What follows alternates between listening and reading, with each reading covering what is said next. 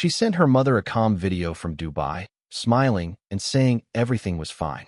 Experts later proved that video was staged, edited, and likely recorded under control. Within hours, she was gone forever. The video reached Dubai late at night, arriving without warning or explanation. Lauren Mitchell appeared calm on screen, standing inside a modern apartment filled with soft white light. Behind her, distant city lights shimmered through a wide glass window, creating a sense of height and isolation. Her smile looked careful and controlled rather than natural. She slowly turned the camera, showing a packed suitcase near the door and her passport placed neatly on a table. Everything appeared orderly, almost staged. Her posture was stiff, shoulders tight, hands steady despite a slight tremor. For a brief moment, her eyes shifted away from the lens toward the window behind her. A shadow crossed the glass, subtle but noticeable, suggesting another presence. The lighting changed briefly, warmer then cooler, as if the clip had been altered. Lauren adjusted her hair and maintained her smile. No background sound could be heard, not even traffic, leaving the room unnaturally silent. The video ended with a slow wave before the screen went dark. Minutes passed, then hours. No follow-up message arrived. Her phone sent no location update. Flight notifications never appeared. For her mother, Linda Mitchell, watching from Dubai, the calm reassurance felt wrong almost immediately. The video seemed less like a casual update and more like a performance. That single recording soon became the focus of an international investigation. It was the last confirmed proof Lauren Mitchell was alive, and the first sign something had already gone terribly wrong. Nothing else from that night could ever be verified, and every detail within the frame would later be studied repeatedly by strangers searching for meaning, fear, or a hidden warning she could not speak openly. Lauren Mitchell left the United States believing the trip would be brief and profitable. She described it as a consulting assignment that required discretion but promised fast results. The offer included luxury travel, prepaid lodging, and unusually high compensation. Friends felt uneasy but assumed she had researched everything carefully. Flight records later revealed unusual details. Instead of booking a normal commercial route, Lauren traveled through a private aviation terminal used mainly for charter flights. Her return ticket was flexible, listed without a confirmed airline or departure time. On her first night overseas, her credit card recorded a single charge at an upscale hotel in Dubai.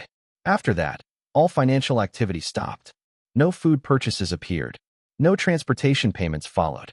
Lauren normally shared photos and updates constantly when traveling. This time, messages sent to her phone remained unread. Her location sharing, always active before, suddenly went offline. Immigration records confirmed she entered the country, but no data showed any attempt to leave.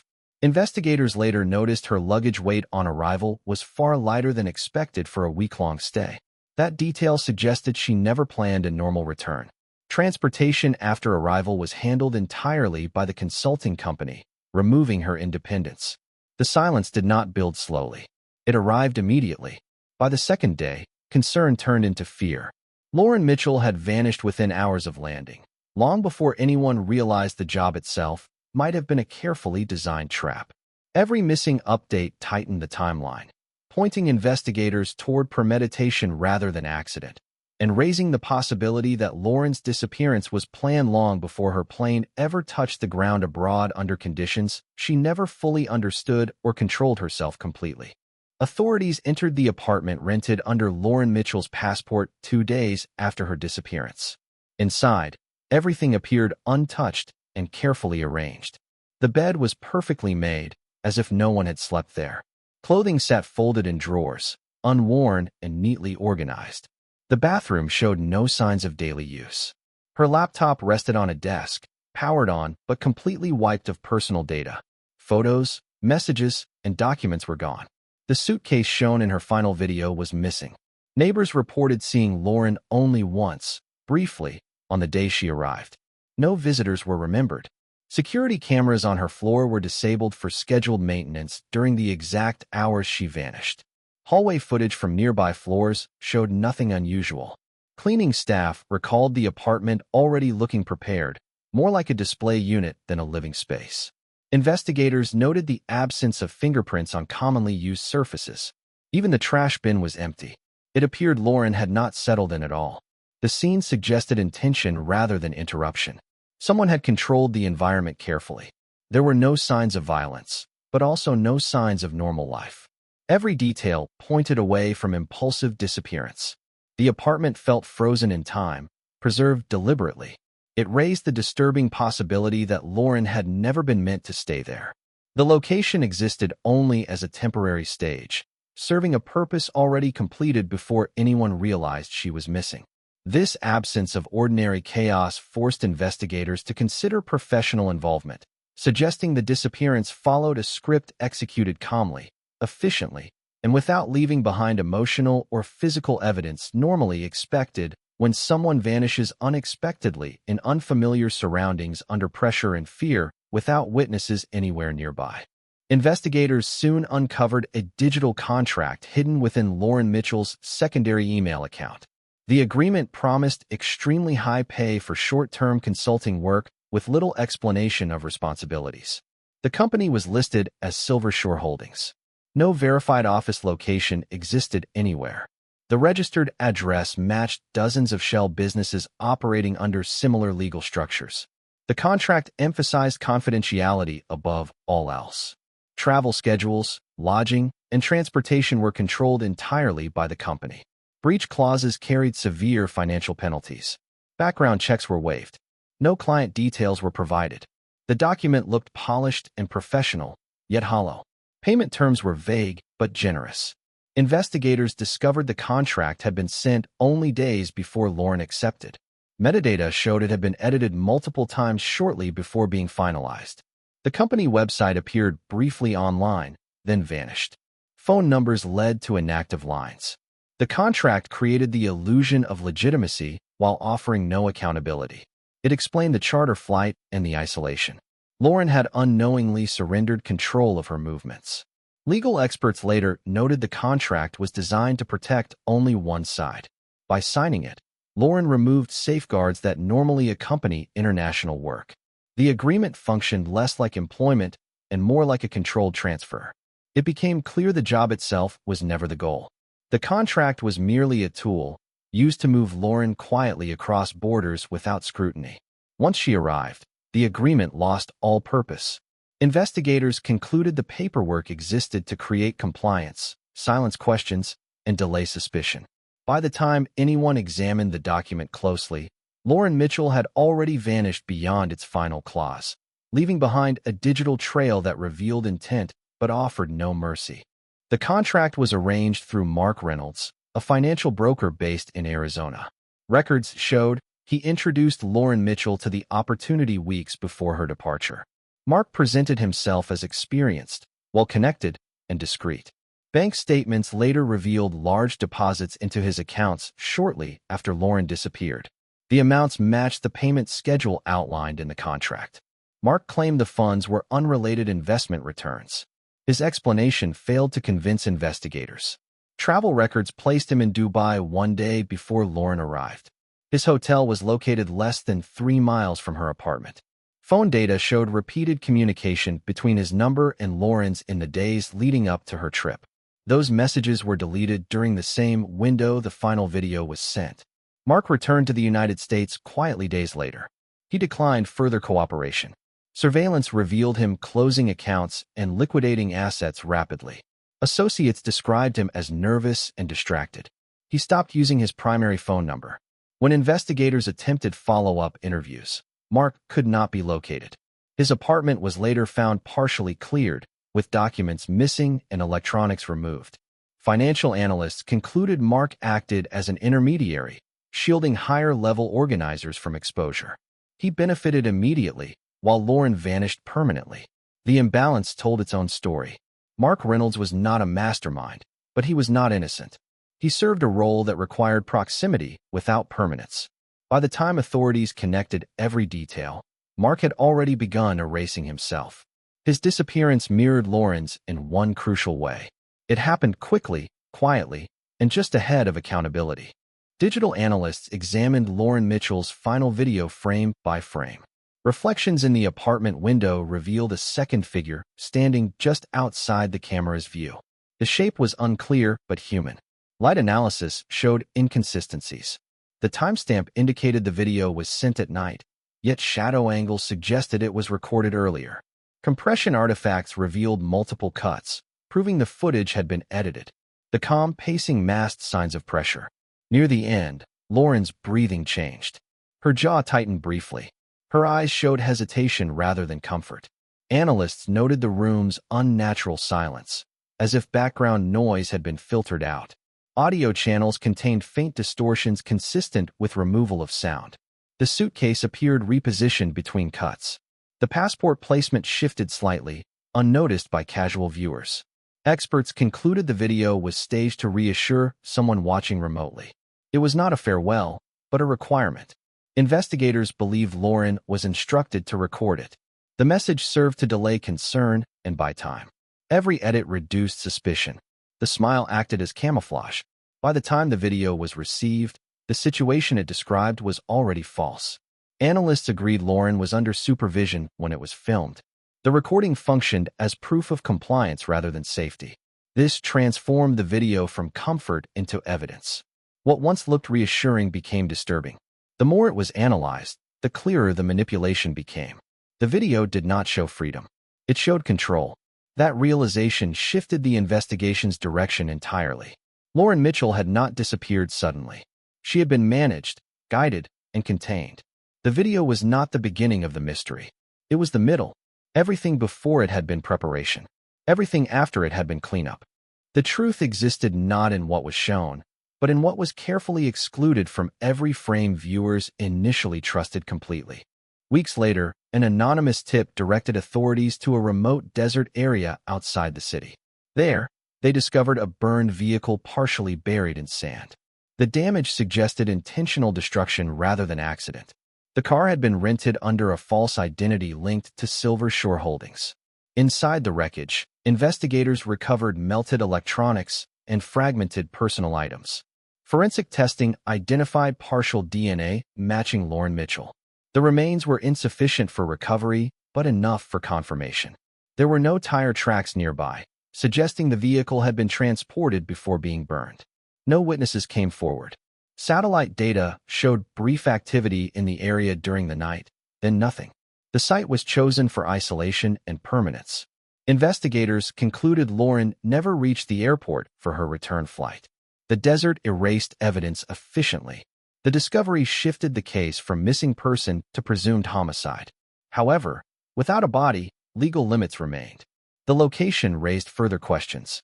The area was accessible only with local knowledge. This pointed away from impulsive violence and toward planning. The burned electronics indicated deliberate removal of data. Whoever controlled the situation understood forensic procedures. The timing aligned closely with the video's delivery. Authorities believed Lauren's usefulness ended immediately after it was sent. The vehicle became the final container for everything that could identify her movements. Despite extensive searches, no additional remains were found. The desert kept its silence. For investigators, the discovery confirmed the worst fears. Lauren Mitchell had not vanished by chance. She had been erased systematically. The vehicle was not evidence of escape. It was evidence of conclusion, marking the end of her timeline and the beginning of an absence no investigation could fully reverse. Financial investigators shifted focus to international money transfers following Lauren Mitchell's disappearance. Minutes after the final video was delivered, several transactions were initiated. The amounts matched a payout clause buried within the consulting contract. Funds moved rapidly through offshore accounts in multiple countries. Each transfer occurred just below reporting thresholds. The pattern suggested deliberate structuring. The money passed through financial havens known for secrecy, then disappeared entirely. Analysts determined the transactions were automated, triggered by confirmation rather than human approval. This implied the video itself may have served as proof of completion. The job Lauren accepted was never about consulting. It was about compliance. Once verified, payment was released. Investigators attempted to trace the origin accounts, but encountered legal barriers and dissolved entities. The shell companies vanished almost overnight. Records were wiped. Servers went dark. The operation showed signs of professional laundering. No single country held jurisdiction. This fragmentation stalled progress. The financial trail confirmed Lauren became a liability. Whatever information she possessed, it carried value only until arrival. After that, silence became necessary. The money trail provided motive, but no suspects. Those involved remained distant, insulated by layers of legality. The speed of erasure suggested experience. Financial experts compared the pattern to operations designed to move people rather than goods. Lauren's disappearance fit a broader method.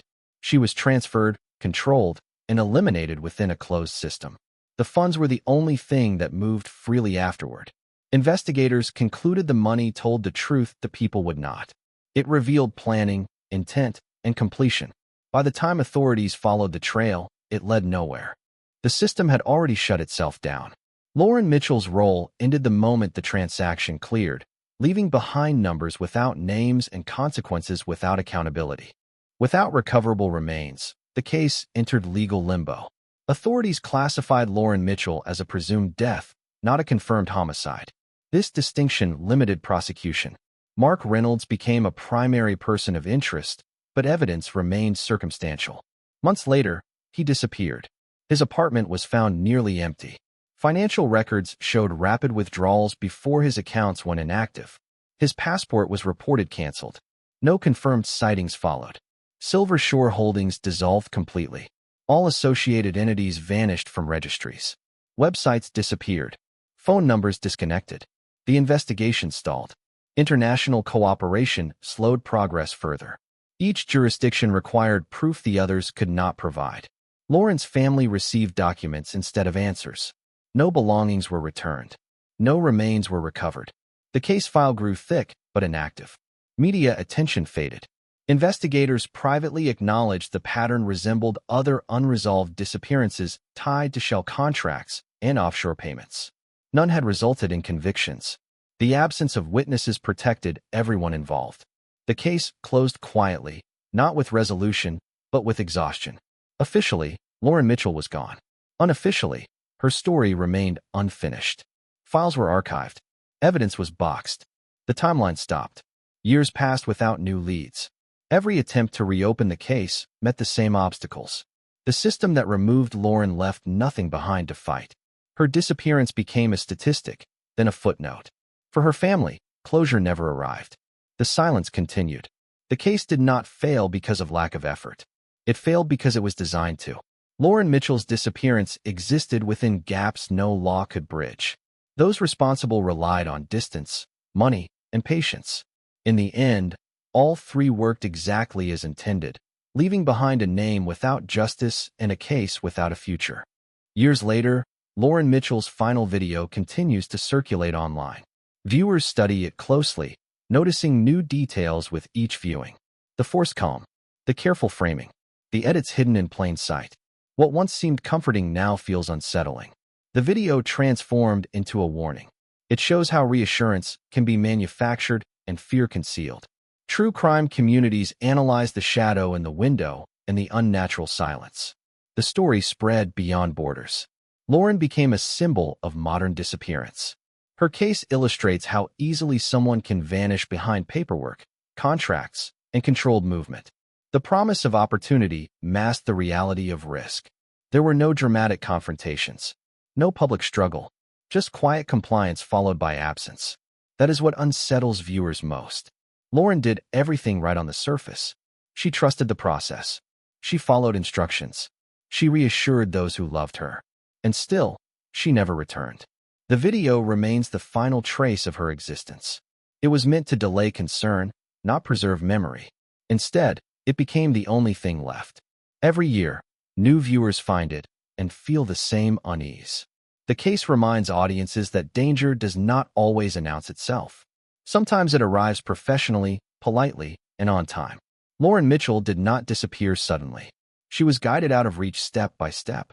Her story endures because it exposes how control can look like opportunity and silence can look like safety. In the end, what remains is not mystery alone, but a carefully staged goodbye that was never meant to be believed, yet continues to speak louder than any explanation ever could.